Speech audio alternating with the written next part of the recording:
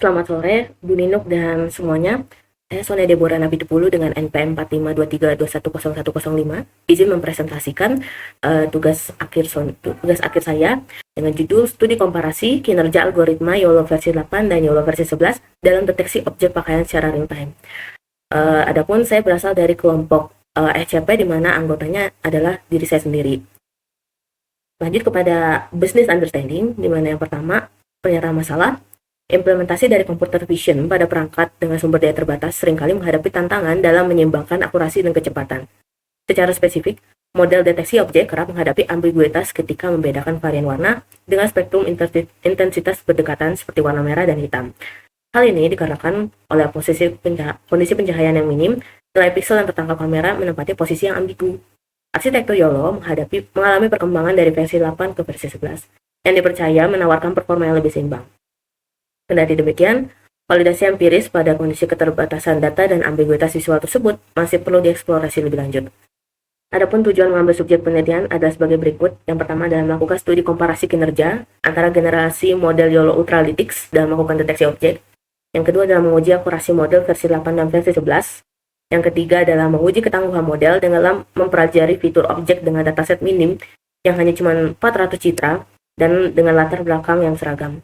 Dan yang terakhir adalah menentukan model yang paling direkomendasikan untuk diimplementasikan pada skenario bisnis tertentu berbasis webcam. Adapun untuk ruang lingkupnya, agar pengujian terfokus dan terukur, penelitian ini membatasi ruang lingkup pada dataset objek pakaian bagian atas yang diambil secara mandiri menggunakan kamera ponsel dan praktek pengujian melalui webcam laptop. Kelas di sini hanya dibatasi oleh dua label saja, yaitu label merah, yaitu baju merah dan baju hitam. Studi perbandingan dilakukan oleh arsitektur YOLO versi 8 sebagai baseline dan YOLO versi 11 sebagai model yang seimbang saat ini. Proses input dilakukan dengan real time melalui webcam dan evaluasi metrik pada lingkungan Google Colab. Adapun pada metrik evaluasi akan difokuskan pada komparasi antara MAP 50, Precision, Recall, dan FPS. Relevansi penelitian. Meskipun bukanlah sebagai model final, penelitian ini mempunyai relevansi sebagai landasan pemilihan teknologi. Jadi studi komparasi ini dapat menjadi tolak ukur apakah arsitektur baru itu memberikan peningkatan signifikan atau keuntungan signifikan dan efisiensi yang lebih dibandingkan arsitektur versi sebelumnya. Keberhasilan studi ini dapat menjadi acuan bagi pengembangan sistem cerdas yang membutuhkan akurasi tinggi, terutama terkait pembedaan varian warna produk yang nyaris sulit dibedakan. Manfaat yang diharapkan. Dalam sisi akademis, ini dapat memberikan studi kasus implementasi CRISP-DM dalam computer vision serta menyediakan model basis untuk penelitian selanjutnya. Dalam sisi manfaat praktis, ini dapat memberikan rekomendasi bagi pengembang aplikasi mengenai versi YOLO yang paling efisien namun efektif untuk dijalankan di perangkat laptop dengan ketentuan tanpa GPU high-end. Dalam sisi manfaat ekonomis, ini berpotensi mengefisiensi operasional dengan memilih model yang tepat, mengurangi kebutuhan perangkat keras yang mahal, namun tetap menjaga akurasi. Masuk kepada bab berikutnya, yaitu data understanding. Pertama, sumber dataset. Dataset dikumpulkan secara mandiri melalui proses pengambilan gambar langsung menggunakan smartphone dengan resolusi standar. Objek utamanya, seperti yang dijelaskan sebelumnya, yaitu baju merah dan baju hitam. Adapun untuk guna memastikan variabilitas data, variasi objek dilakukan dengan mencampur motif pakaian pada masing-masing warna. Jadi ini sedikit berbeda dengan pembelajaran mesin sebelumnya. Dengan pembelajaran mesin kebanyakan menggunakan kaos polos, meskipun warnanya ada yang marun, tapi kebanyakan menggunakan warna merah menyala dengan motif polos. Tetapi pada cobaan kali ini, pada mata kuliah Intelligent System ini, saya menggabungkan variasi objek, di mana pada kaos merah itu menggunakan campuran antara kaos merah terang, kaos merah gelap, dan kaos merah bercorak garis. Lalu untuk kaos hitamnya atau baju hitamnya meliputi kaos hitam pekat, kaos hitam keabu-abuan dan dengan sedikit modif, dan juga kemeja hitam bergaris. Pengambilan citra ini dilakukan di lingkungan indoor dengan latar belakang yang dikondisikan cenderung netral atau polos untuk meminimalisir noise visual. Lalu untuk memastikan model mempunyai kemampuan generalisasi yang baik, pengumpulan data diambil pada beberapa variasi kondisi, meliputi variasi pose pengambilan gambar, jarak pengambilan gambar seperti zoom in dan zoom out, dan sudut pandang pengambilan gambar, bisa dari atas, bawah, tengah, pinggir. Karakteristik dari dan jumlah dataset. Total data yang penulis kumpulkan itu mencapai 400 gambar, dengan distribusi yang terbagi adalah 200 citra per kelas. Ini berarti ada kelas baju sebesar 50% dan kelas baju hitam berkisar 50% juga. Format data secara serempak menggunakan ekstensi JPG dengan rasio aspek awal 9:16.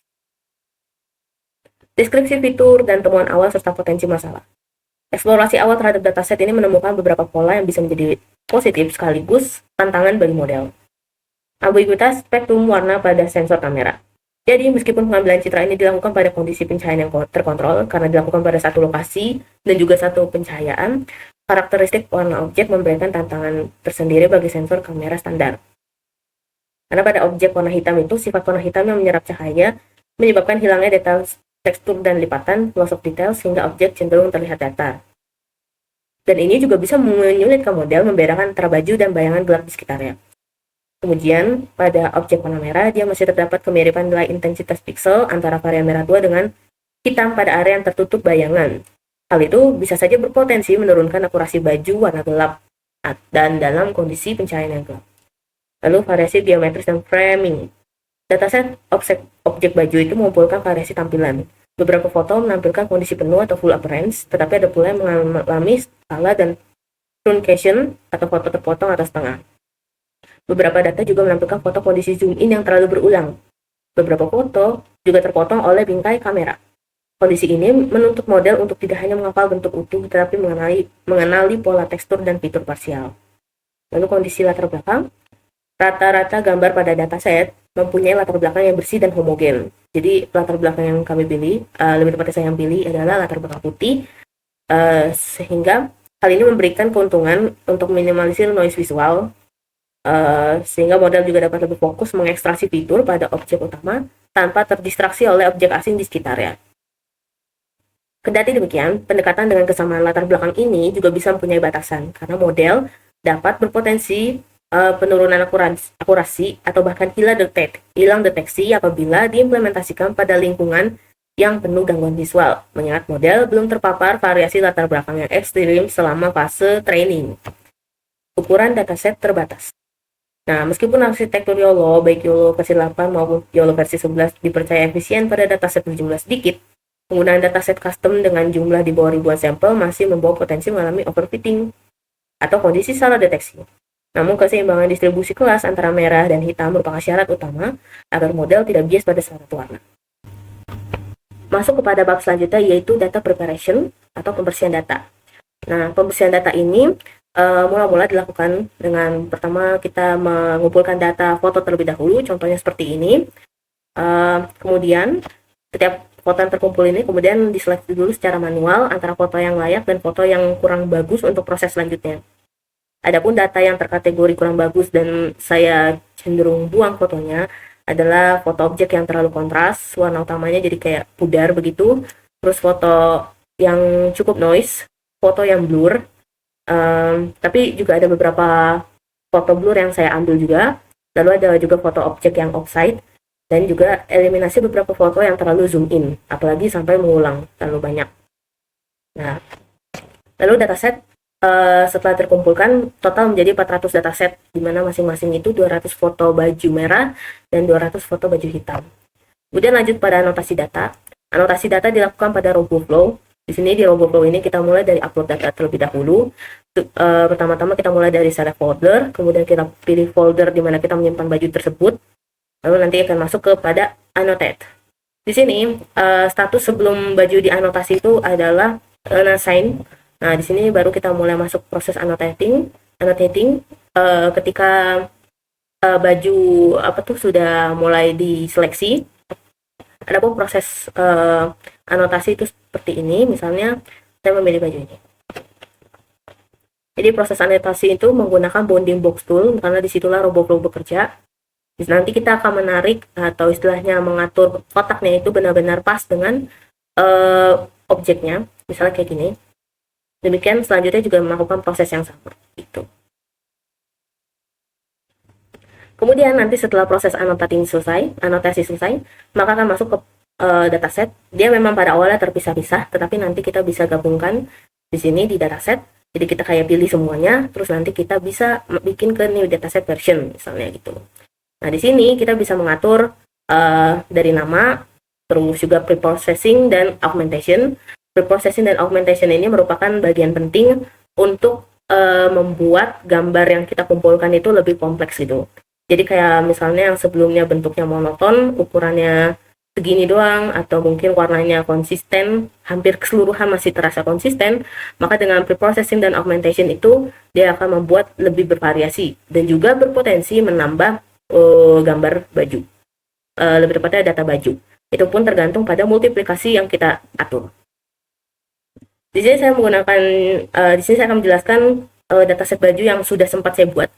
Totalnya jadi 1040 total image dari 400 foto baju merah dan baju hitam itu.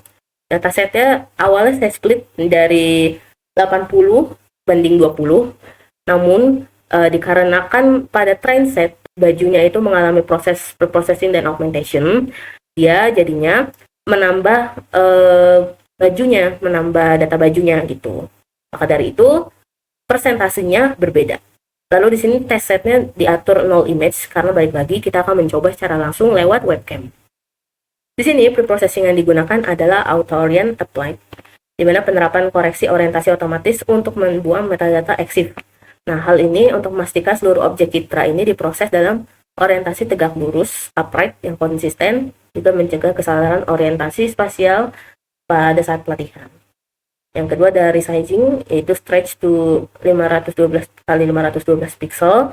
Nah, metode ini digunakan untuk stretching, di mana rasio aspek asli diabaikan agar citra ini memenuhi dimensi target tanpa menambahkan padding atau ruang kosong. Teknik ini dipilih agar model bisa memaksimalkan area pixel efektif untuk ekstraksi fitur. Lalu ada auto adjust contrast, yaitu menggunakan adaptive equalization. Berbeda dengan histogram equalization biasa, nah, teknik adaptive equalization ini diterapkan untuk menyimbangkan kualitas secara lokal pada berbagai area gambar. Jadi langkah ini krusial juga untuk memperjelas fitur tekstur baju yang mungkin hilang akibat bayangan atau pencahayaan yang tidak merata. Kemudian ada augmentation atau augmentasi data. Output per training example 3. Brightness between minus 15% and plus 15%. Nah, maksud dari brightness ini adalah manipulasi kecerahan yang sengaja dilakukan dengan tujuan untuk memsimulasikan kondisi pencahayaan ruangan yang beragam, mulai dari kondisi redup hingga terang, agar model tidak bias terhadap intensitas cahaya tertentu. Ada exposure between minus 10% and plus 10%. Ini augmentasi yang bertujuan untuk melatih ketahanan model terhadap sensitivitas sensor kamera yang mungkin mengalami overexposure atau underexposure saat digunakan secara real time. Yang terakhir ada blur up to 2.5 pixel. Nah, augmentasi ini tuh diibaratkan mensimulasikan kondisi degradasi optik yang umum terjadi pada off-cam. Nah, contohnya seperti gambar yang tidak fokus atau motion blur yang terbentuk akibat pergerakan objek. Selanjutnya, ketika sudah diatur baik dari dataset split, processing, dan augmentation, serta melihat atau tidak sekadar mereview baju-bajunya seperti apa, di sini barulah kita dapat mendownload datasetnya. Nah, di sini kita bisa mendownload datasetnya di sini. Image and annotation format ini, saya sempat mencari tahu kalau ternyata baik kita mendownload dengan keterangan YOLO 8 atau YOLO 11, itu mempunyai format yang sama atau istilahnya arsitekturnya sama. Jadi nanti biarpun kita mendownload dengan YOLO 11, saya pakai yang YOLO 11 ini keterangannya, nanti dia tetap juga bisa dicoba pada simulasi atau pengujian dengan YOLO versi 8. Penelitian ini melakukan studi komparasi antara YOLO versi 8 dan YOLO versi 11, dikarenakan kedua YOLO ini merupakan dua arsitektur yang berasal dari ekosistem Ultralytics atau istilahnya ekosistem yang sama. Mengapa tidak dengan YOLO 7, YOLO 5, dan sebagainya, termasuk YOLO 12, karena dia menggunakan ekosistem yang berbeda dan bisa jadi lebih berat daripada penggunaan YOLO versi 8 dan YOLO versi 11. Kemudian nanti di download options kita memilih dengan download zip to computer. Habis itu nanti ditekan continue.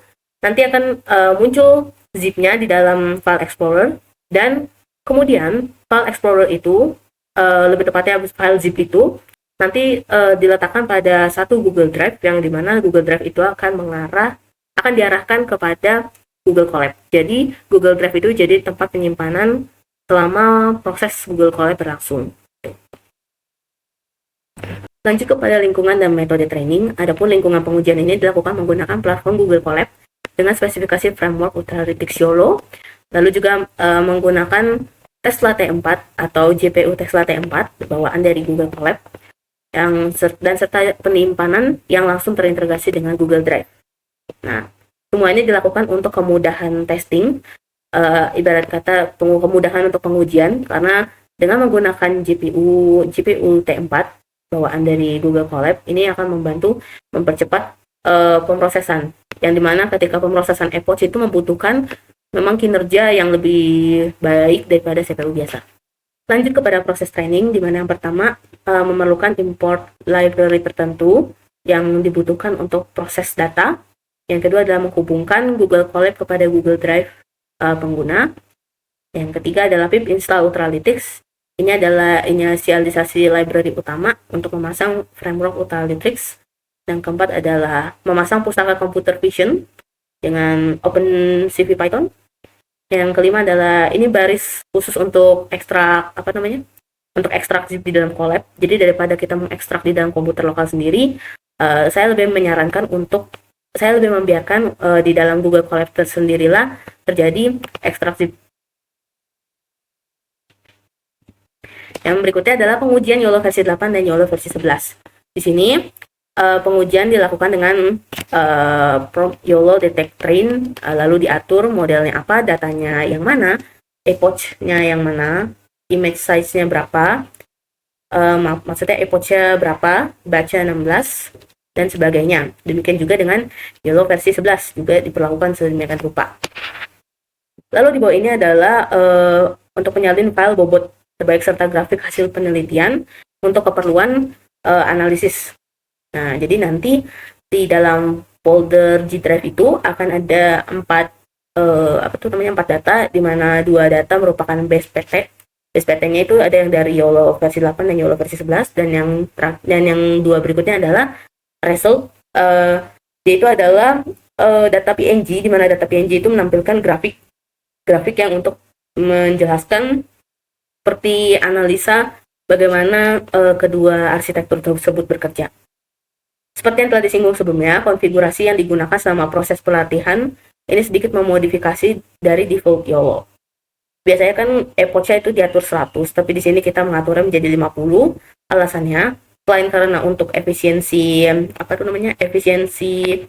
waktu komputasi, di sini juga untuk menghindari overfitting yang pada uji coba awal saya itu, model YOLO itu cenderung mendapatkan titik stabil pada dataset yang berukuran moderat.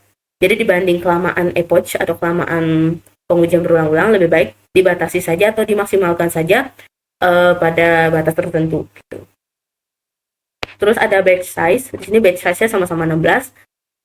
Jadi jumlah gambaran diproses per iterasi adalah 16. Nah, sebenarnya angka 16 ini juga disesuaikan pada ketersediaan memori GPU pada instance Google Colab. Lalu image size-nya itu ada 640. Pada awalnya kan di Roblox itu diatur 512 kali 512 kan. Tapi sama YOLO dia diotomatisasikan menjadi 640 kali 640 pixel. Alasannya karena arsitektur kedua versi YOLO ini dia dilatih menggunakan dataset Coco dengan resolusi standarnya memang 640 pixel. Jadi tujuan pun dari menyesuaikan ke resolusi asli model pre-trained atau si model dataset Coco itu adalah untuk memaksimalkan efisiensi transfer learning dan membantu model menangkap detail tekstur yang mungkin pada resolusi sebelumnya masihlah rendah. Pada pengujian YOLO versi 8 dan YOLO versi 11 ini, saya mempelajari ada 2 perbedaan mendasar antara keduanya. Kita bisa melihatnya dari sini, di mana pada YOLO versi 8 itu dia menggunakan modul C2F, sedangkan pada YOLO versi 11 dia menggunakan modul C3K2. Lalu pada layer sendiri, saya juga mempelajari bahwa ternyata untuk YOLO versi 8 dia masih 128 layers. Lalu untuk YOLO versi 11 sudah 181 layers. Parameternya sendiri, ini yang lebih membuat saya cukup belajar. Di sini diketahui bahwa ternyata parameter dari pengujian YOLO versi 8 itu menggunakan 3.011.000 parameters. Dan GFLOP atau istilahnya Giga Floating Point Operation, yang ibarat kata itu adalah beban komputasinya, dia mempunyai nilai 8.2. Namun untuk pengujian pada YOLO versi 11, kita lihat mulai dari layers, seperti yang saya katakan, dia menggunakan 181 layers, tapi dengan parameter yang lebih kecil, yaitu 2.590.000. Dan juga untuk JFLOPS-nya atau beban komputasinya mempunyai angka 6.4. Dari log inisialisasi pelatihan ini dapat diindikasikan bahwa YOLO versi 11 itu didesain untuk memaksimalkan rasio akurasi meski terjadi efisiensi sumber daya. Hal itu dapat terbukti ya pada modul C2F dengan arsitektur 129 layers itu dengan parameter sebesar 3 juta dan beban komputasi 8.2 GFOLOPS itu ternyata bisa dikalahkan dengan modul terbarunya, dengan arsitektur YOLO terbarunya, yaitu dengan modul C3K2 dan justru dengan arsitektur yang lebih dalam, 181 layers, tapi beban komputasinya lebih ringan, yaitu sebesar 6.4. Adapun proses pelatihan dengan 50 epoch selesai, didapatilah hasil performa yang nyaris sempurna antara dua versi YOLO di bawah ini. Yang pertama, YOLO versi 8, untuk image dan instance dia mempunyai matriks yang sama, tapi terkait precision di sini terlihat bahwa YOLO versi 8 sedikit menjuarai, walau mungkin beda 0,001 atau 0,002 saja. Recall di sini sama-sama konsisten, yaitu 1. Lalu untuk recall yang all, dia juga sama. Dan MAP-nya atau terkait tentang aturan bounding box ya, di sini lebih diungguli oleh YOLO versi 11 meskipun memang beda beberapa nilai saja. Tapi berdasarkan hasil di atas ini, kita bisa menemukan hal menarik mengenai karakteristik dua model, yaitu precision dan recall kedua model itu menunjukkan performa mencapai angka 1 atau 100%, yang artinya tidak ada objek badu yang gagal terdeteksi. Ya, meskipun terlihat tipis, tapi YOLO versi 8 itu ternyata lebih unggul sedikit dibanding YOLO versi 11 dalam hal ini, precision ya. Tapi meski begitu, perbedaan ini tidak signifikan secara statistik. Nah, MAP 50-95 ini kan seperti yang saya bilang, dia berbicara tentang kualitas bounding box. Dari statistik ini dapat disimpulkan bahwa YOLO versi 11 dia ada unggul di nilai 0,994 dibandingkan YOLO versi 8 dengan 0,992. Nilai ini merepresentasikan seberapa pas kotak deteksi menempel pada objek. Angka yang lebih tinggi pada YOLO versi 11 itu menunjukkan bahwa meskipun parameternya lebih sedikit, tapi model ini masih mampu memprediksi lokasi koordinat baju dengan lebih ketat. Selain memanfaatkan BSPT sebagai yang nanti akan diimpor untuk deteksi webcam, di sini kita juga dapat mengimpor result PNG-PG tadi untuk menampilkan kurva statistik di antara kedua model. Memang hampir tidak terlihat begitu jauh perbedaannya, tetapi jika dilihat dari dekat, di sini kita melihat bahwa YOLO versi 8 itu ada kestabilan dikit, hampir di semua metrik ya. Tapi di YOLO versi 11, uniknya adalah ketika di beberapa epoch pertama itu, dia sedikit ada lonjakan atau sedikit ada penurunan yang sangat drastis gitu kan.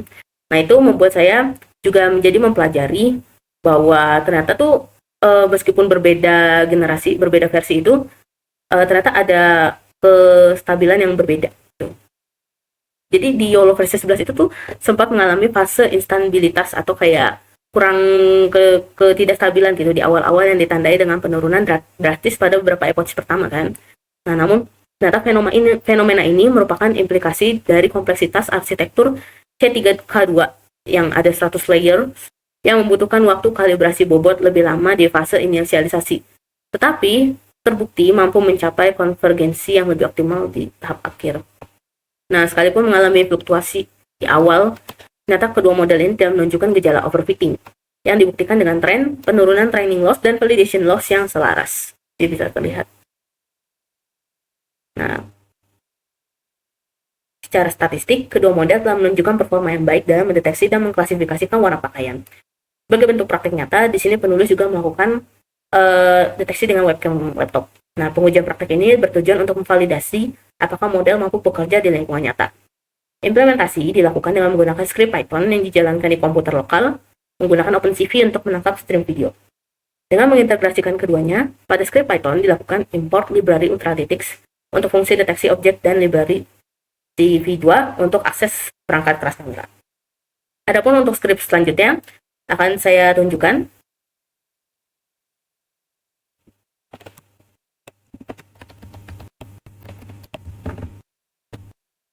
Berikut adalah scriptnya untuk pengubahan dari BSPT ini ke jadi video.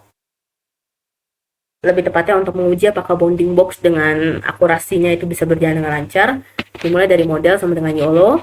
Nah, ini merupakan inisialisasi untuk memuat bobot BSPT yang disimpan di dalam satu folder yang sama. Dan BSPT ini kan mengandung hasil dari proses sebelumnya. Kemudian CV2 video capture. Ini merupakan function untuk membuka akses ke webcam di full laptop. Jadi dengan indeks 0 ini artinya untuk webcam di full laptop, tapi kalau misalnya kita taruh dengan URL dengan webcam dari perangkat lain seperti dari ponsel, maka dia bisa diakses ke ponsel. Atau istilahnya, webcamnya bisa diakses dengan kamera ponsel. Nah, terus di sini adalah proses looping di mana terjadi perulangan tidak terbatas sampai nantinya pengguna itu atau saya menekan tombol key di keyboard untuk keluar. Nah, jadi dia di sini tuh bertugas untuk menangkap satu frame gambar dari webcam. Nah, kemudian frame tersebut nanti dimasukkan ke dalam model YOLO dan akan memproses matriks gambar sekaligus menghasilkan prediksi yang nanti berupa bounding box atau koordinat kotak, nama kelas, dan skor akurasinya. Nanti hasil prediksi divisualisasikan kembali ke atas gambar asli. Di sini dot plot otomatis menggambar bounding box serta labelnya pada posisi yang terdeteksi sebagai objek. Nah, pengujian praktek ini dilakukan oleh saya secara indoor dengan pencahayaan yang standar dan juga akan dicoba pada pencahayaan yang minim beserta kualitas webcam yang rata-rata saja. Nah, hasil pengujian pada objek baju merah dan hitam akan saya presentasikan dengan ini. Tapi sebelum kita melakukan proses deteksi dengan webcam, kita harus terlebih dahulu menginstal library-nya, yaitu dengan prompt berikut, pip install Ultralytics OpenCV Python. Jadi ini sebenarnya sekaligus dua, yaitu untuk yang pertama adalah untuk untuk bisa open webcam-nya, sama yang kedua adalah Ultralytics-nya yang berhubungan sama YOLO. Nah, berikut ini adalah uji coba dengan base YOLO 11.pt atau kita menggunakan YOLO versi 11. Di sini bisa terlihat bahwa yang pertama difaktori juga karena konsistensi pada pengumpulan data. Di sini bisa lebih stabil lagi dibanding pengujian saya di pembelajaran mesin, di mana di sini baju bisa secara jelas lebih menunjukkan akurasinya dan juga lebih stabil kotaknya, tidak berpindah-pindah dan juga tidak ada ganti-ganti dari baju hitam ke baju merah gitu. Nah, saya akan mencoba dengan pencahayaan yang lebih redup. Mengejutkannya, dalam kondisi redup seperti ini, baju masih tetap terdeteksi, namun pada kotak bounding box, dia tampak masih kabur-kaburan.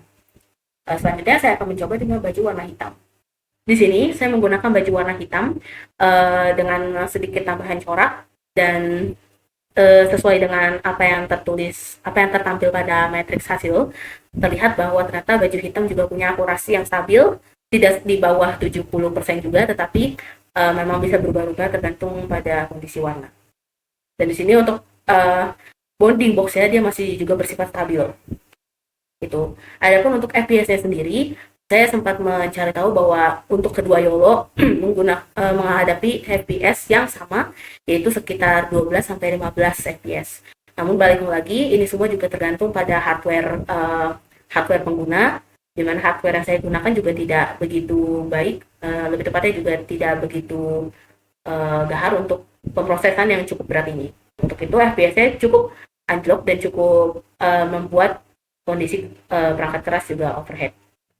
Kemudian kita akan lanjut kepada hasil training dari base YOLO versi 8. Berikut ini adalah menggunakan base YOLO versi 8, di mana pada base YOLO versi 8 ini sebenarnya hasilnya tidak terlalu jauh berbeda, tetapi ada keunikan di mana pada baju hitam yang saya pakai masih ada kesempatan terdeteksi sebagai baju merah.